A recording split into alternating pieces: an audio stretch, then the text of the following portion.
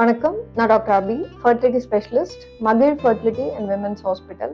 AMH லோவா இருந்துச்சு அப்படின்னா அது வந்து உங்களோட பிரெக்னன்சி பொட்டன்ஷியல் அஃபெக்ட் பண்ணுமா அப்படின்றது ஒரு முக்கியமான கொஷின். AMH அப்படின்றது முட்டை அளவு நமக்கு சொல்லக்கூடியது. அதாவது குட்டி குட்டி முட்டை எல்லாம் ப்ரொடியூஸ் பண்ற ஹார்மோன் தான் இந்த AMH அப்படின்னு சொல்லுவோம். ஸோ அது முட்டை அளவு கம்மியாகும் போது இந்த AMHம் கம்மியாகும். ஸோ நமக்கு ஏஜிங் இருக்கிற எப்படி ஒவரியன் ஏஜிங்கும் இருக்கும். ஸோ ஒவ்வொரு ஏஜ் ஆக இந்த AMH லெவல்ஸ் வந்து ஃபாலோ ஆகிட்டே வரும். AMH மட்டும்தான் இது ப்ரெக்னன்சி பொட்டன்ஷியல் வந்து அஃபெக்ட் பண்ணும் அப்படி சொல்ல முடியாது.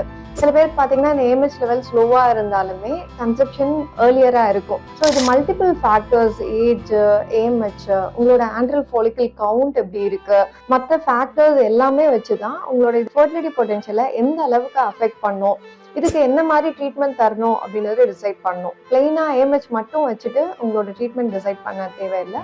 ஒரு லோ AMHக்காக பயப்படவும் தேவையில்லை. மற்ற ஃபேக்டர்ஸ் எல்லாமே பார்த்துட்டு அதுக்கேற்ற மாதிரி நீங்கள் என்ன பண்ணணும் அப்படின்றத உங்கள் கைனகாலஜிஸ்ட் கன்சல்ட் பண்ணிட்டு ப்ரொசீட் பண்ணிக்கோங்க.